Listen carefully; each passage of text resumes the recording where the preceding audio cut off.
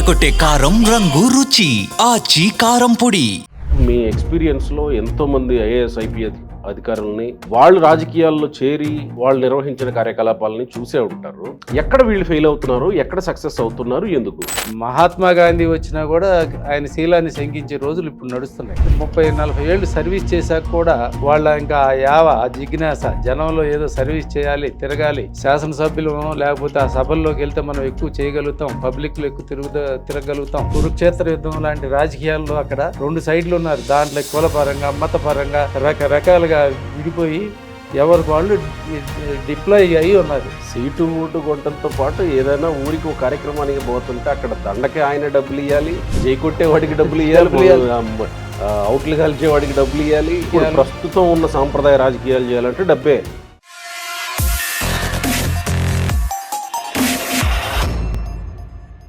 నమస్తే, తెలుగు న్యూస్కి స్వాగతం. భారతదేశంలో ప్రత్యేకంగా ఆంధ్రప్రదేశ్లో బ్యూరోక్రాట్స్ రాజకీయాల్లోకి రావడం, కొంతమంది ఎదగడం, కొంతమంది మిడిల్ డ్రాప్ అయిపోవడం, ఇవన్నీ చూస్తూ ఉన్నాం.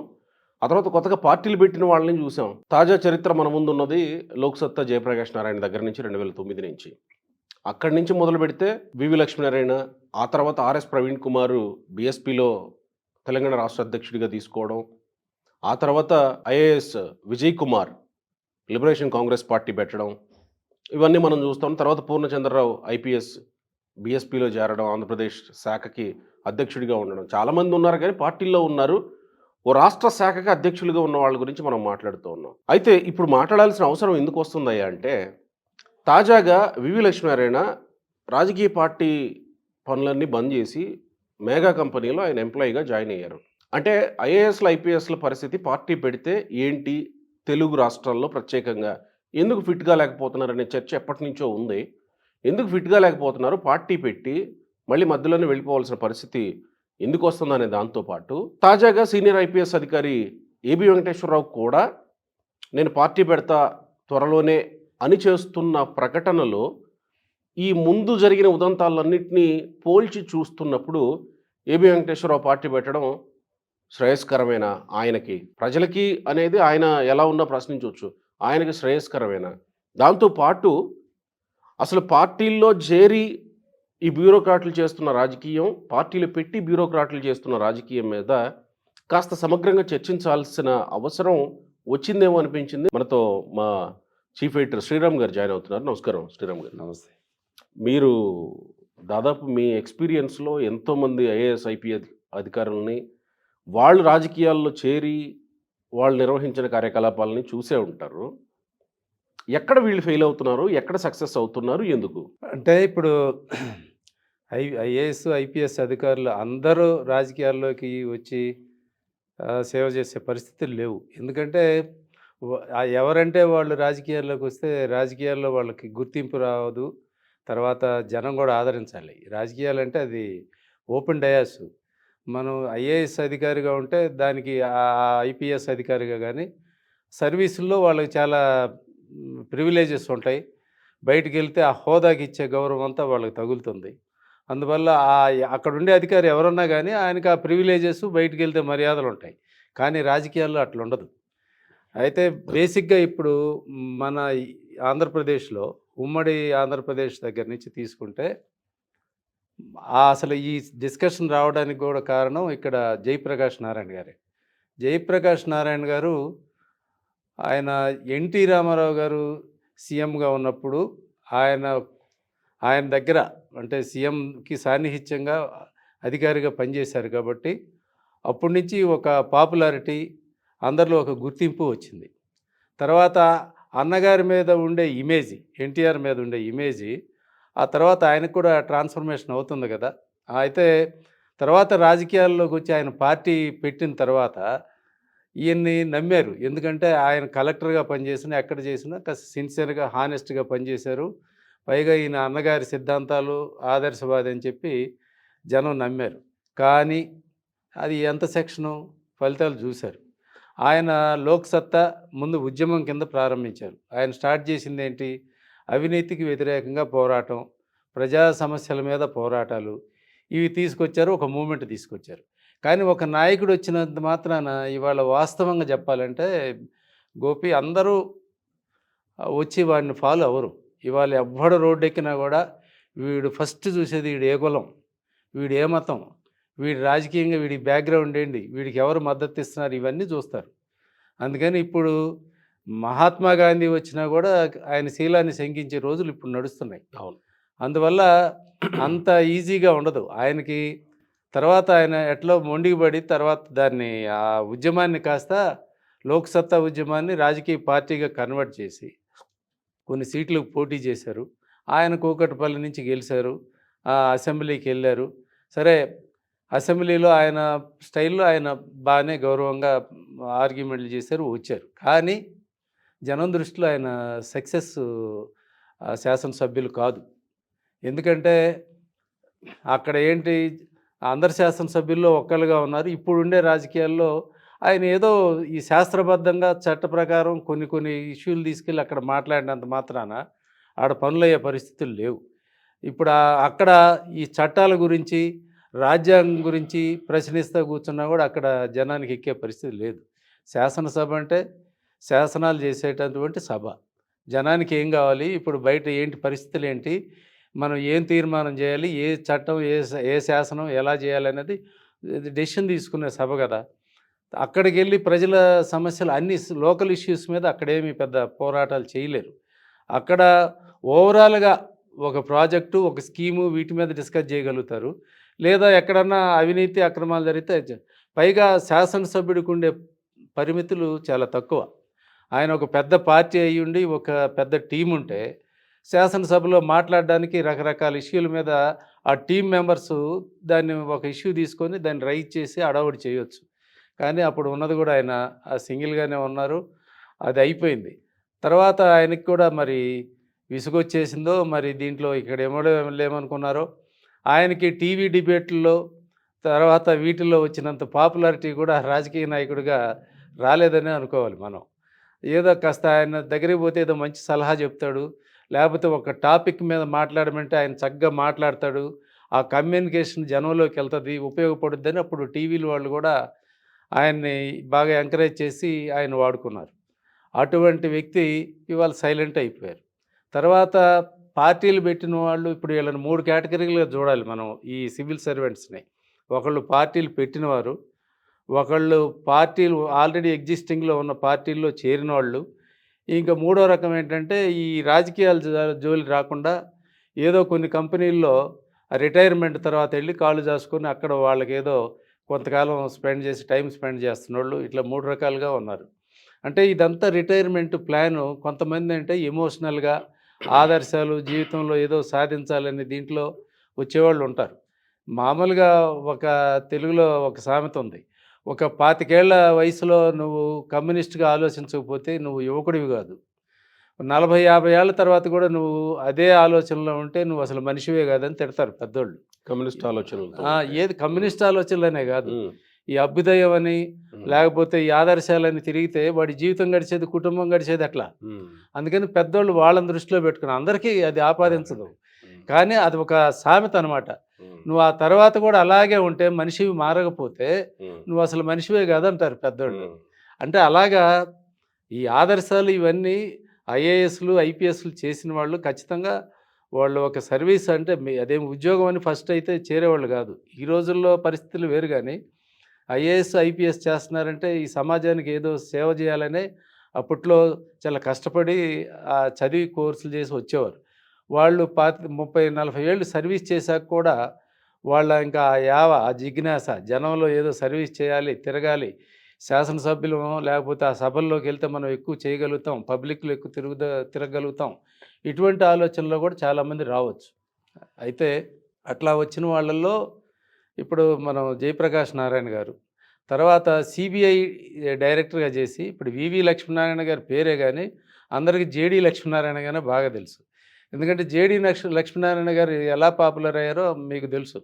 ఇప్పుడు ఆయన మద్రాస్ ఐఐటీలో ఇంజనీరింగ్ చేశాక ఆయన టెక్నికల్ కోర్స్ చేశారు. తర్వాత ఆయన వచ్చి ఐపీఎస్గా సెలెక్ట్ అయ్యి ఆయన సిబిఐలోకి వెళ్ళారు. ఆయన దీంట్లో జగన్ ఈ ఆస్తుల కేసులు విచారణ చేపట్టి జగన్ని ప్రాసిక్యూషన్కి చేయగలిగి ఆయన కోర్టులో జైలుకు పోయే పరిస్థితి రావడంతో ఈ జగన్ కేసులు ఇన్వెస్టిగేషన్ తోటి ఆయన పాపులర్ అయ్యారు. ఆయన ఒక సెక్షన్ అంతా చాలా పెద్ద హీరోగా కూడా చూశారు. ఎవరైనా సిఐడి, సిబిఐ అంటే ఒక ముద్ర. జనం దృష్టిలో ఇంకా ఇమేజ్ ఉంది, ఇంకా పూర్తిగా పోలా. ఏందంటే ఒక సిఐడి అధికారి, ఒక సిబిఐ అధికారి వచ్చాడంటే ఆ రెస్పెక్ట్ ఇస్తారు. ఆయన కూడా దాని నుంచి ఎందుకో రిటైర్మెంట్ తీసుకొని ఐపీఎస్ నుంచి బయటకు వచ్చేసి ఆయన కూడా రాజకీయాల్లో చేరదామని ఫస్ట్ జనసేనలో చేరారు. చేరి వైజాగ్ దగ్గర పోటీ చేసి ఓడిపోయారు. ఆ తర్వాత సొంత పార్టీ పెట్టాడు. ఆయన జై భారత్ పార్టీ పెట్టుకొని అక్కడ క్లిక్ అవ్వలా.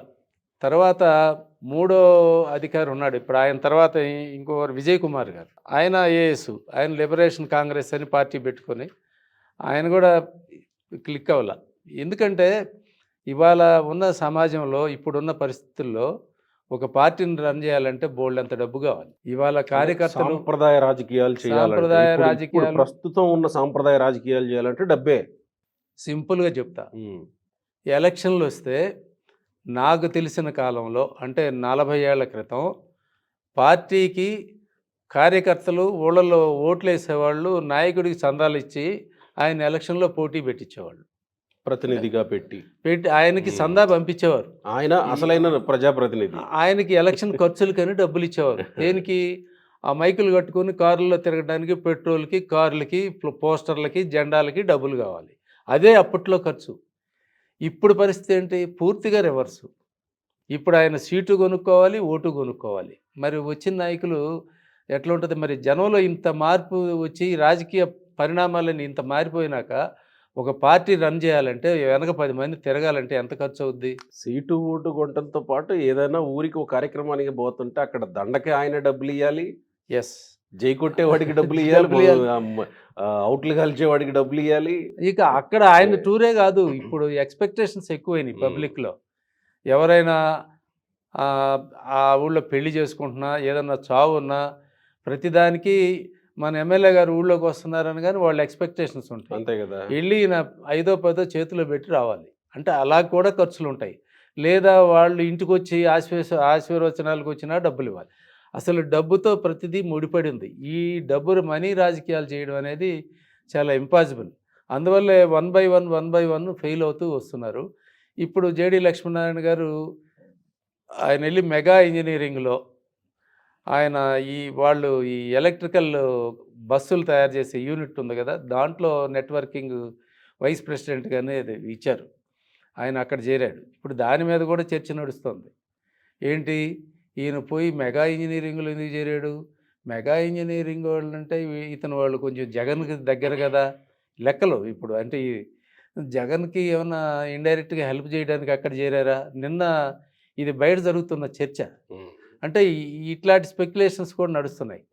ఏంటంటే బేసిక్గా ఏంటంటే ఒక ఐపీఎస్ ఆఫీసరు ఒక పార్టీ పెట్టి కొన్నాళ్ళు కూడా సస్టైన్ చేసుకోలేక అలాగా బయటికి పార్టీని అన్నీ వదిలేసుకొని పోయి ఉద్యోగంలో చేరేటప్పటికి జనరల్గా ఇటువంటి డిస్కషన్స్ వస్తాయి. అంటే ఈ మధ్య కాలంలో ఒక ఇదైంది, సైబర్ క్రైమ్లో 2 కోట్లకు పైగా ఎంతో వివి లక్ష్మీనారాయణ వాళ్ళ ఇంటి నుంచి వాళ్ళు పోగొట్టుకున్నారు. బహుశా అది కూడా ఒక దెబ్బ అయి ఉండొచ్చు. అంటే ఆర్థికంగా కొంత ఇబ్బంది అయి ఉండొచ్చు అనే చర్చ కూడా ఉంది. మరి 2 కోట్లు 2 కోట్లు అంటే కోటి పార్టీ నడపడం ఒకటి ఉంది కదా మళ్ళీ. కరెక్టేనమ్మా. అది వాళ్ళ అంటే వాళ్ళ పర్సనల్ డిస్కషన్. కానీ ఇంట్లో వాళ్ళ ఫ్యామిలీ మెంబర్స్ బంగారం కూడా పెట్టి షేర్లని కట్టారు. వాళ్ళు ఏదో లాటరీలు కట్టలేదు, లేకపోతే ఈ అకౌంట్లో అయితే మీకు ఇది ఇస్తామంటే ఆశపడి కట్టారు. షేర్ మార్కెట్లు షేర్లో పెడితే పెరుగుతాయి, మేము స్టాక్ బ్రోకర్లు అని ఏదో చీట్ చేశారు. అది మళ్ళీ రికవరీ కూడా అయింది కొంతవరకు, మళ్ళీ చేశారు, అది వచ్చింది చాలా వరకు. అది దానికి దీనికి సంబంధం ఉండదు. ఎవరైనా ఇంట్లో డబ్బులు తెచ్చో లేకపోతే ఇంట్లో నగలేమో పార్టీలు రన్ చేసే పరిస్థితి ఉండదు. అది చాలా అటువంటి ఆలోచన చాలా అసహజమైన ఆలోచన. ఇప్పుడు జేడి లక్ష్మీనారాయణ గారు ఇట్లా రావడం, ఆయన సైలెంట్ అయిపోవడం, ఈ టైంలోనే ఈ మధ్యకాలంలో ఏబి వెంకటేశ్వరరావు గారు ఆయన డీజీ ఇంటెలిజెన్స్ చేసి రిటైర్ అయ్యారు కదా. ఆయన పోరాటమే యాంటీ జగన్ అక్కడితో స్టార్ట్ అయింది. ఎందుకంటే ఆయన ఉన్నదంతా టీడీపీ హయాంలో ఇంటెలిజెన్స్ డీజీ ఉన్నాక వాళ్ళు నెక్స్ట్ ఇతను మీద కత్తి కట్టి జగన్ గవర్నమెంట్ వచ్చాక వైసీపీ గవర్నమెంట్లో అతన్ని పోస్టింగ్ తీసేసి అతన్ని ఎంక్వైరీలు పెట్టించి అతన్ని నానా యాగి చేశారు. మామూలుగా పోరాటం చేయాలి. అతను సర్వీస్ మ్యాటర్స్ విషయంలో తిరిగి ఉద్యోగంలో చేరడం గురించి లాస్ట్ డే వరకు ఫైట్ చేసి ఆ గవర్నమెంట్ ఉండగానే ఒక్కరోజు ముందెళ్ళి కోర్టులో అన్ని స్టేజీల్లో గెలిచి వెళ్ళి సీట్లో కూర్చొని మగవాళ్ళలాగా రిజైన్ చేసి బయటకు వచ్చేసాడు. అంతే, అది రిటైర్మెంట్ తీసుకొని. ఆ ధైర్యం, ఆ మోరల్ అది అందరికీ ఉండదు. అంత మొండితనం కూడా ఎవరికి ఉండదు. ఈ లోపలే మిగతా ఇంకొకడైతే ఎవడో కాంప్రమైజ్ అయిపోయి ఉండేవాడు. సార్ నేను 1 ఇయర్లో 6 నెలల్లో రిటైర్ అవుతున్నాను, నెలే ఉంది నాకని వాళ్ళని చెప్పించుకోవడం ఇలా ఉంటాయి. కానీ ఆయనకి ఆ తత్వం అది కాదు. ఆయన మంచి ఫైటరు. పోలీసు అధికారిగా ఉన్నప్పుడు కూడా నేను ఆయన చూశాను. ఆయన ఈ యాంటీ నక్సలైట్ల యాక్టివిటీస్లో వీటిలో చాలా స్ట్రాంగ్గా వర్క్ చేశారు. అంతేకాకుండా ఆయన ఐడియాలజికల్గా ఆయనకి చాలా కమిట్మెంట్ కూడా ఉంది. ఆయన పుస్తకాలు విపరీతంగా చదువుతాడు. థీరీసు ఎవరి గురించి ఏదైనా చెప్పగలడు ఆయన. కమ్యూనికేషన్ చేసే స్కిల్ కూడా ఉంది ఆయనకి. వీటన్నిటితోటి ఆయనకు కూడా ఈ ప్రజెంట్ రాజకీయాల్లో టీడీపీ వాళ్ళు పెద్ద జగన్ హెరాస్మెంట్ టైంలో, అంటే ఆ జగన్ గవర్నమెంట్లో వాళ్ళు హెరాస్ చేసేటప్పుడు వీళ్ళేమి పెద్దగా హెల్ప్ చేయలేకపోయారు. అంటే హెల్ప్ అంటే ఏదో మోరల్ సపోర్ట్ ఇచ్చారన్నారు కానీ ఆయన అడిగినప్పుడు ఎవరు అంత పూసుకొని చేసినట్టయితే లేరు. ఈ మొత్తం పరిస్థితుల్లో ఈ రాజకీయాల్లో ఒక పట్టుపట్టాలా, వీటి షేప్ మార్చాలని ఆయనకి ఏదో ఒక మొండితనంతో ఇప్పుడు ఏదో రాజకీయ పార్టీ పెట్టాలని ఈ కొన్ని ఇష్యూస్ టేకప్ చేస్తున్నారు. మేజర్గా ఆయన ఫస్ట్ తీసుకున్న అంశం ఏంటి, జగన్ వల్ల ఎవరైతే బాధితులయ్యారో వాళ్ళని తను తీసుకొని వాళ్ళందరినీ వాళ్ళ ఇష్యూస్ తీసుకొని కోర్టులో ఫైట్ చేయటం, అన్నీ లీగల్ లా ప్రకారం పోయి ఫైట్ చేయాలని చెప్పేసి ఆయన కోడికత్తి సీన్ కేసు దగ్గర మొదలుపెట్టాడు. తర్వాత కాకినాడలో ఆ డ్రైవర్ను డోర్ డెలివరీ చేశారు కదా, ఆ కేసు విషయంలో పిటిషన్ వేశారు. తర్వాత ఇప్పుడు డాక్టర్ సుధాకర్ ఇష్యూలో కూడా ఏదో వాళ్ళ ఫ్యామిలీని కలిసి వాళ్ళకి సంఘీభావం తెలిపారు. ఇప్పుడు సునీత ఇష్యూలోనే వాళ్ళు ఆ మధ్య కలవాలనుకున్నారు కానీ అది సుప్రీంకోర్టులో లీగల్ బ్యాటిల్ నడుస్తుంది కాబట్టి ఆవిడకి ఆ సమర్థత కూడా ఉంది కాబట్టి ఇంకా అక్కడ దగ్గరకు కూడా వెళ్ళినట్టు లేరు. నేను ఈ మధ్య కలిసినప్పుడు అడిగా, మీరు పార్టీ పెట్టాలనుకుంటున్నారు, మరి జయప్రకాష్ నారాయణ లాంటి వారే పార్టీ పెట్టి ఫెయిల్ అయ్యారు, మరి ఆయన ఏమైనా కలిసారా, మాట్లాడారంటే నేను కలిశాను ఒకసారి రిటైర్ అయిన తర్వాత మాట్లాడాను. నేను జయప్రకాష్ నారాయణ గారు లోక్సత్తా అని పెట్టి అన్ని జిల్లాల్లో ఒక ఇష్యూ మీద, ఇది యాంటీ కరప్షనో ఏదో ఒక టాపిక్ తీసుకొని ఎక్కడికక్కడ జిల్లాల్లో టీమ్స్ని తయారు చేసి ఒక మూమెంట్ లాగా తెచ్చాడు. ఆయనకు స్ఫూర్తి లోక్ నాయక్ జయప్రకాష్ కావచ్చు, అన్నా హజేరా కావచ్చు, ఏదో తీసుకున్నాడు ఆయన, చేశారు. మరి మీరు ఏమి ఇష్యూ తీసుకొని మీకు ఎట్లా నెట్వర్కింగ్ ఎట్లా, మరి బోల్డ్ అంత డబ్బు కావాలా కదా అన్న. ఎవరికి వాళ్ళు ఎక్కడికక్కడే హెల్ప్ చేస్తారమ్మా. నాకు ఇంతవరకు నేను ఈ లైన్లోకి వచ్చిన తర్వాత నాకు ఏదో ఒకళ్ళు కొద్దిగా డబ్బు ఖర్చు పెట్టారు, అది ఓపెన్గా ఏదైనా అవసరమైనప్పుడు వాడుతున్నాము. అదే బనకచర్ల ఇష్యూ వచ్చినప్పుడు మేము రైతులతోటి లోకల్ వాళ్ళని తీసుకొని వెళ్ళి ఇష్యూ మీద మాట్లాడొచ్చామన్నారు. ఏదేమైనా ఆయన మీద అభిమానం ఉన్నోళ్ళు, ఆయన గురించి తెలిసిన వాళ్ళు, లేకపోతే ఆయన సామాజిక వర్గం వాళ్ళు, లేకపోతే ఆయన ఫ్రెండ్సో, లేకపోతే ఇంకో మతమో ఈ ఉన్నోళ్ళు ఏమన్నా కొడతారేమో కానీ ఇప్పుడున్న పరిస్థితుల్లో ఇమీడియట్గా ఆయన పార్టీని కూడా ఇమీడియట్గా క్యారీ చేసేంత మరి ఇంకా ఇప్పటికైతే వాతావరణం కనపట్ల. మరి ఆయన ఎట్లా ప్లాన్లో వస్తారో తెలియదు మనకైతే. ఎందుకంటే పూర్వం మేము విద్యార్థులుగా ఉన్నప్పుడు 2 సినిమా ఫీల్డ్ తీస్తే ఎన్టీ వాడు ఏఎన్ఆర్, ఈ ఎన్టీ వారు నాగేశ్వరరావు, ఇట్లా వీళ్ళిద్దరే హీరోలు. అటు కాకపోతే ఇటు, ఇటు కాకపోతే అటు కొట్టుకుంటారు చూసా. ఇప్పుడు ఏపీ పాలిటిక్స్లో చంద్రబాబు లేకపోతే జగను. ఇప్పుడు ఈ మూమెంట్లో జనం అంతా రెండు సైడ్లు 2 సైడ్స్ తీసుకొని అక్కడ ఉన్నారు. ఆల్రెడీ కురుక్షేత్ర యుద్ధం లాంటి రాజకీయాల్లో అక్కడ 2 సైడ్లు ఉన్నారు. దాంట్లో కులపరంగా, మతపరంగా రకరకాలుగా విడిపోయి ఎవరికి వాళ్ళు డిప్లాయ్ అయ్యి ఉన్నారు. దీంట్లో తటస్థవాదులు లేరా అంటే ఉన్నారు తటస్థవాదులు. హోప్ఫుల్ పాలిటిక్స్ వీళ్ళని కాదని ఒక కొత్త శక్తి వచ్చి నిలబడుద్ది అనే పరిస్థితి ఉంటే ఖచ్చితంగా అప్పుడు వెంకటేశ్వరరావు లేకపోతే ఆయనతో పాటు వచ్చేవాళ్ళు ఇంకొకళ్ళు ఎవరైనా సరే ఒక థర్డ్ ఆల్టర్నేటివ్ అనేది గట్టిగా చూపించగలిగితే అప్పుడు ఆలోచించాలి, మనం మాట్లాడాలి. వీళ్ళే కాదు మిత్రమా, ఇప్పుడు ఇంతకుముందు ఐపీఎస్లే తీసుకో, పార్టీలు పెట్టలేదు కానీ ఉన్న పార్టీల్లో చేరిన వాళ్ళు చాలామంది ఉన్నారు. ఆ డీజీపీ దినేష్ రెడ్డి గారు బీజేపీలో పోటీ చేశారు, రిటైర్డ్ అది పార్టీలు పెట్టిన వాళ్ళు కాదుగా, వాళ్ళు పార్టీలో చేరిన వాళ్ళు. అది నేను ఏదో కేటగిరీ ఉంది.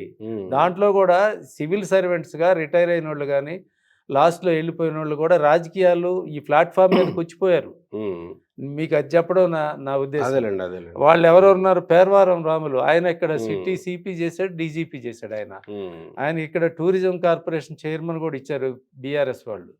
అప్పుడు టీఆర్ఎస్ ఉండే ఆ టైంలో ఆయన ఇక్కడ టూరిజం కార్పొరేషన్ చైర్మన్ చేశాడు.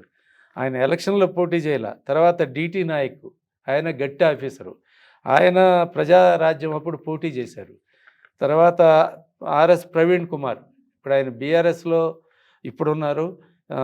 ఇంతకుముందు ఆయన ఫస్ట్ వచ్చింది బీఎస్పీలో ఉన్నారు. అట్లాగా ఆయన మరి బీఎస్పీలో ఉండి అన్ని తిట్టినోడు బీఆర్ఎస్లోకి వచ్చి అడ్జస్ట్ అయిపోయాడు.